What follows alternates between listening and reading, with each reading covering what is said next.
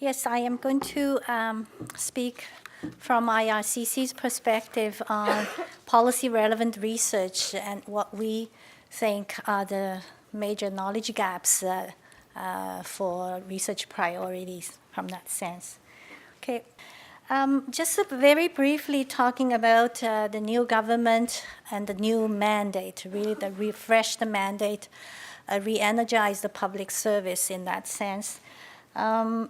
We'll talk more about the policy research priorities under the new government, as well as give you a brief overview of what IRCC research evaluation as a focal point are doing, are planning to do in terms of research analysis, and finally, the major knowledge gaps that could be derived from, the research priorities, what we are doing, and then the rest of it is for everyone else in the broad research community to contribute in that sense. Okay. Talking about the mandate of a new government, we have the Prime Minister's mandate letter to the Minister of Immigration, Refugees, and Citizenship, now published. Everybody in Canada has access to. And this is very, very unprecedented. In the past, working in the public service, we know how closely senior management held those mandate letters close to their chest, and we could occasionally have a glimpse of those mandate letters. And now think about the letter to the minister is open to the general public, and every Canadian has access to what the minister is going to do in the next 4 years of his mandate. So there is the link there you can definitely visit. So that talking about the real change, that's probably one of them. So just a few highlights from the mandate letter from the Prime Minister to the Minister. Strong commitment to invest in growing the economy, to strengthening, and not only strengthening, to growing the middle class, and to improve economic opportunity and the security of Canadians. So all these are overarching mandate and objectives of the government. There's a very, very strong focus on delivering results to the Canadians, and those results will be informed by performance measurement, by feedbacks from the Canadians. Okay. The mandate letter reflects a very different leadership style, a higher bar for a professional government. In what sense? In the sense of openness and transparency. In the letter, the Prime Minister openly said information should be open by default. In other words, we only hold back what is necessary, what is confidential, what is a national secret, secret in that sense. Meaningful engagement, we're talking about engagement in all levels of government, stakeholders, partners, a real sense of collaboration, not just the talking. Okay, improve the partnership with all levels of government. Also highlighted there with Indigenous peoples.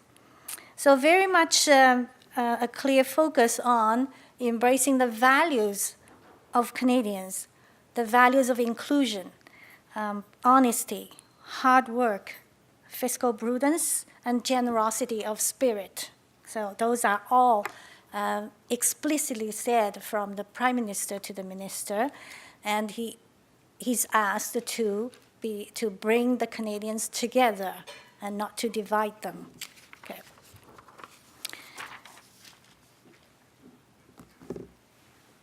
A little more clearly, I have a few quotes there in the Minister's mandate letter, and I invite you to read them, interpret them, and to see how you can translate them into policies and the practices that guide your work on a day-to-day basis. So the overarching goal is to reopen Canada's doors to welcome those who want to contribute to our country's success. Okay, that's one quote there. And the Prime Minister wanted the country's immigration and refugee policies and approaches to reflect the qualities of Canadians and, quote unquote, open, accepting, and generous, and welcoming those seeking refuge from conflict and war. Yet another quote can say that the countries should come together to welcome newcomers who want to build a better Canada and to help those in need to strengthen our communities. So we welcome people to strengthen our communities. So the government commitments really is reflective of the election platform commitments, and very much there is a renewed sense or focus, emphasis on humanity and compassion, family and people. I think a lot of people can relate to that. So the next 4 years, it was clearly laid out what you expect the minister to do as Canadians. These are the list of deliverables that the minister is accountable for to the Prime Minister. Some of them are very specific in terms of what and how. Others are left for the minister to make it happen. Okay, so here are the list of them. It's almost like a shopping list of things. Okay.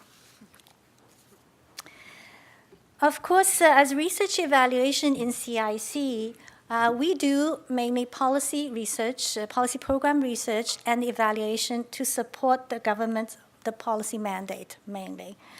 Our mission can be summarized as the following: really to meet the current and strategic needs for an improved policy relevant knowledge and evidentiary base from the following aspects. Okay, one is statistical reporting, and we all know that the IRCC collects data on landed immigrants, on people who come to this country. So with all those data, we have an obligation for statistical reporting for various purposes. And the second part of it is to do policy-relevant research analysis and provide insight into the research results. And thirdly, we have the obligation to have timely and broad dissemination of data and knowledge products that we generate. And lastly, and very important one, is to expand the research data and reporting infrastructure in order to facilitate and enable further research by broad research community at large. Okay.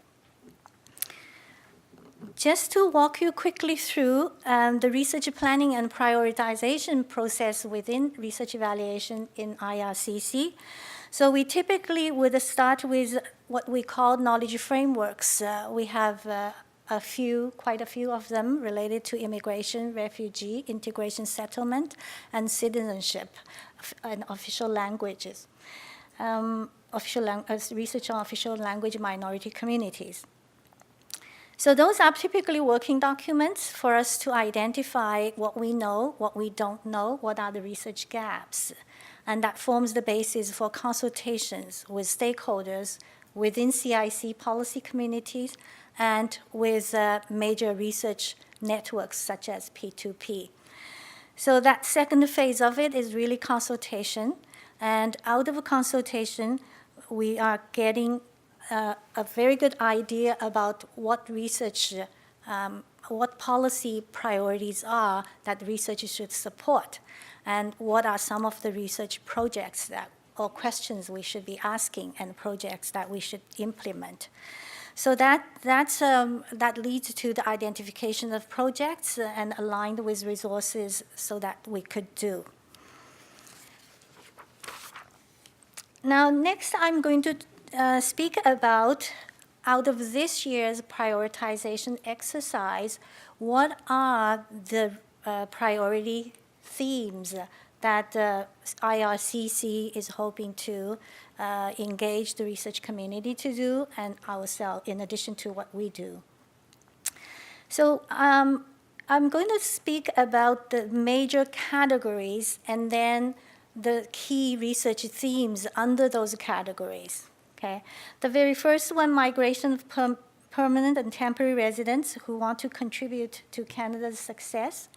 And here I have listed a few broad research themes that are of key interest to us, to IRCC.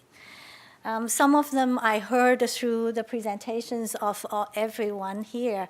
They are definitely we're definitely speaking about the same thing here. The role of those programs, PRTR, in meeting the current and future labor market needs, and the impact on the Canadian population in terms of the labor market. Socioeconomic outcomes of those immigrants, refugees, and that information is going to help inform policy changes, revisions, modifications. Also, the impact of immigration and temporary programs and program changes, I heard, the impact on the economy and on the integration of the immigrants themselves. Okay? And another important aspect of it is always the levels and the mix. Okay? So given that the country, for example, this currently is welcoming 25,000 refugees, the natural question people are asking is, how does that affect the levels and mix planning of this coming year? A very good question. In about a few days, when the Parliament returns, then there will be the engagement right on that topic. And then the outcomes of those who transitioned, okay, transitioned from their temporary status to their permanent status. There are lots of questions around that IRCC is very interested in knowing. The impact and outcomes of Canada's international student program, the mobility program. Okay, those are fairly new policy changes in that domain. So that is one. And in the domain of family and humanitarian migration that reunites families and offers protection to the displaced and the persecuted. Okay. Outcomes and dynamics of refugees, settled refugees and family class immigrants, motivations of those claimants, their outcomes after they landed in Canada, social human capital and their impact on their integration of refugees, incidence of long-term, short-term, low-income and its impact on social housing, social assistance. Okay. In terms of integration, from the integration perspective, two broad areas that we are very interested in knowing. One thing I heard talked about a lot is about the regulated professions, their credential recognition, foreign trained immigrants, their credentials, how do they recognize it here? So there are lots of research questions around that. And the integration itself, various aspects of integration that you're going to see. Oh, by the way, I apologize that la présentation n'est pas en français, mais il sera disponible après la conférence. Okay. So, citizenship and official languages, there was a session yesterday, so I'm not going to dwell on that.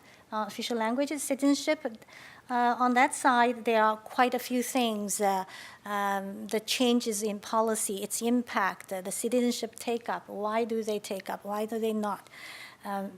Questions around that area. And lastly, managed migration, facilitated travel, so that's in the field of medical admissibility, security issues around admission of immigrants. There are lots of questions that could be studied there. Do I have time? Okay. I will talk a little about the research evaluation, what we plan to do over in CIC. So you are going to see mostly in my slide. What I want to emphasize here is that what research evaluation is planning to do this year is more or less based on resource considerations, and also the expertise, the special expertise of the staff members, and not to reflect necessarily these are the things CIC is more interested in knowing than anything else listed as priorities. And the second thing I wanted to alert you is that the plan itself is aspirational in the sense that a lot of them you will see that I identified there, that we ourselves require additional investment from the department in order to implement that. So just to give you that idea. So major functions, from data, building the data, enable the research, conducting the research, reporting the research, knowledge management, partnerships, and eventually evaluation of programs are all within research and evaluation. So it's quite a wide array of things that we're responsible for. So obviously our resources are spread very thin in that sense. I'm not going to talk more about the data development. This to us is a very important, very first step. All researchers, we all know, data is a precondition of any research analysis. So we need to strategically collect data, develop data in order to be able to do research. So the slides here highlighted some of the problems or some of the challenges that we're dealing with at the moment. And so you have a bit of an appreciation when sometimes you wonder why the data is not coming to us that easily. Okay. Then I have a slide here based on those four broad categories that I talked about. Some of them are more or less down to a bit of a research questions, and that's not to say these are the only questions. I believe you derive many research questions out of this major, broader questions, and so any research would be very helpful. Okay. Finally, we do have a mandate. How we capitalize on the research partners that we are having and to promote our research, to leverage the resources and the capacity in the research community so that we can accomplish our greater good of the public. So that's it. Great. Sorry. Yes. Okay.